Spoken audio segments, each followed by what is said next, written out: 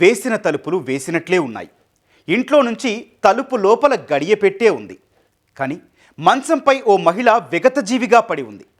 ఆత్మహత్య చేసుకున్నట్లు అక్కడి పరిస్థితులు చిత్రీకరించిన ఆ మహిళ ఒంటిపై ఉన్న గాయాలు మాత్రం హత్యేనని చెబుతున్నాయి. మరి ఇంట్లోకి ఎవరొచ్చారు? ఈ హత్య ఎవరు చేశారు? నిందితుడి కోసం వెతుకుతున్న పోలీసులు ఎలా షాక్కు గురయ్యారు?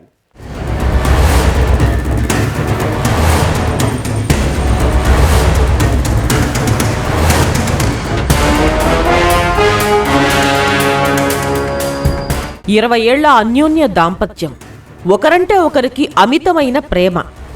కానీ ఓ చిన్న అనుమానం వారి కాపురంలో చిచ్చురేపింది. పచ్చని సంసారంలో అగ్గిరాజుకుంది. అంతే, నిత్యం గొడవలు కలహాలతో జీవితం నరకంగా మారింది. అంతే, ఆ భర్త ఆవేశం కట్టలు తెంచుకుంది. కోపంతో ఊగిపోయాడు. విచక్షణ కోల్పోయి చెయ్యరాని తప్పు చేశాడు. మరి తప్పించుకునేందుకు ఆ భర్త ఏం చేశాడు? ఎవరికీ కనిపించకుండా ఎక్కడ దాక్కున్నాడు?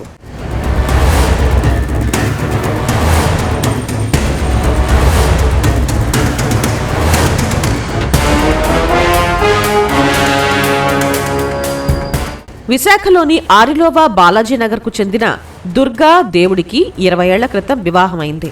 వారికి 2 మగపిల్లలున్నారు. దంపతులిద్దరూ ఓ వస్త్ర దుకాణంలో పనిచేస్తూ కుటుంబాన్ని పోషిస్తున్నారు. ఎంతో ఆనందంగా ఉండే వీరి జీవితంలో అనుమానం పెనుభూతంగా మారింది. దుర్గా ఎవరితోనో వివాహేతర సంబంధం పెట్టుకుందని భర్త దేవుడు అనుమానించేవాడు. అదే పనిగా ఆమెను వేధిస్తూ ఉండేవాడు. ఈ విషయమై ఇరువురి మధ్య పలుమార్లు గొడవలు జరిగాయి.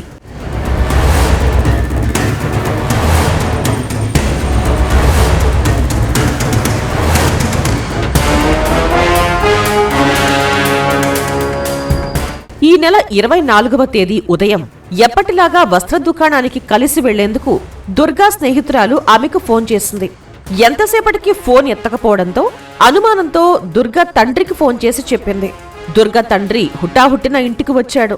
తలుపులు లోపల వేసి ఉండడంతో పగలగొట్టి చూసేసరికి మంచంపై దుర్గా విగతజీవిగా పడి ఉంది. ఒంటిపై గాయాలు ఉండటం, భర్త ఇంట్లో లేకపోవడంతో అనుమానంతో పోలీసులకు ఫిర్యాదు చేశాడు. ఇంటి లోపల గడియ పెట్టే ఉండడంతో నిందితుడు ఖచ్చితంగా ఇంట్లోనే ఉండి ఉంటాడని భావించి వెతకసాగారు.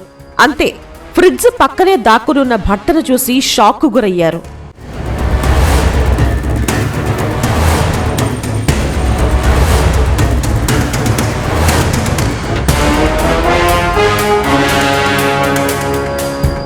ఈ భార్య భర్తలు గొడవ పడిన తర్వాత ఎప్పటికీ ఈవిడ షాప్కి వెళ్ళకపోయేసరికి వాళ్ళ ఫ్రెండ్స్ ఇంకా షాప్కి రాలేదని ఫోన్ చేస్తే లిఫ్ట్ చేయకపోతే వాళ్ళ తండ్రి నరసింహులు గారికి ఫోన్ చేయడం జరిగింది. తండ్రి, తల్లి, వాళ్ళ బాబాయ్ అందరు కలిపి వెళ్ళి తలుపులు ఓపెన్ చేసేసరికి ఆవిడ చనిపోయి ఉంది. మెడ మీద దెబ్బలు ఉన్నాయి, వాళ్ళ మొహం మీద కూడా ఘాట్లు ఉన్నాయి. అంటే లోన గడియ పెట్టి ఉంది కాబట్టి మనిషి వెళ్తే ఇంకా వేరే రూట్ అమ్మడి వెళ్ళాలి లేదా లోన్ ఉండాలన్న ఉద్దేశంతో వెరిఫై చేయడం జరిగింది. వెరిఫై చేసిన క్రమంలో ఆయన ఇంట్లోనే ఉన్నాడని తెలిసింది. కేవలం అనుమానంతోనే భార్యను పొట్టన పెట్టుకున్నాడని దుర్గ తల్లిదండ్రులు ఆరోపించారు. నిందితుడిని కఠినంగా శిక్షించాలని కోరారు.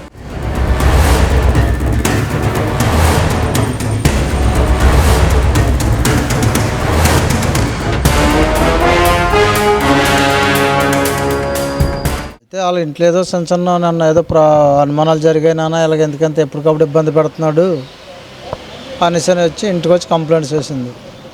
సరే అమ్మ, మీ భర్త భార్య కొన్నివే కదా, తర్వాత ఎందుకంటే పిల్లలు చూస్తే ఎడ్యుకేట్లు అయ్యారు, పెద్ద చదువులు చదువుతున్నారు, అలా తెలిస్తే ప్రాబ్లం వస్తుంది, నేనేదో మందలించుకుంటూ నువ్వు ఇంటికి వెళ్ళిపోనానని చెప్పేసి ఆవిడని పంపించి వీళ్ళిద్దరికి మళ్ళీ ఏ సంథింగ్ ప్రాబ్లం జరిగింది. ఈ అమ్మాయి మరి ఉండే టైంలోనూ మరి ఇద్దరు పొట్లు పెట్టి చేసి ఇక్కడ దెబ్బలు తగిలిచి ఈ సున్ని ఇలా ఉంటుంది, సున్ని వేసి నాగేసి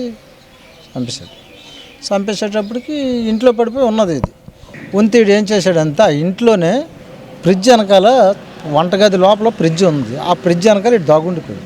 అప్పుడు వాళ్ళు వచ్చి పోలీసులు లోపల అన్ని ఎంక్వైరీ చేసి ఆ బట్టలు అయితే ఫ్రిడ్జ్ని కొంచెం ముందుకు జరిపి ఆ ఫ్రిడ్జ్ వెనకాల కూర్చొని ఉంటే సార్ వచ్చి బయటికి నాగి అక్కడ తీసుకొస్తే 2 దెబ్బలు ఎత్తే ఇద్దరం భర్త భార్యలు తోసుకొని ఆవిడకి గట్టిగా మెడ పెట్టేశాను. చచ్చిపోయిందని అని అంతే పోలీసులు తీసుకుని వెళ్ళిపోయారు. అదే జరిగింది సార్. నా పిల్లలు తప్పు చేసిన వాళ్ళు కాదు, నేరం చేసిన వాళ్ళు కాదు. అడగా దుర్బుద్ధి ఎందుకు పుట్టింది.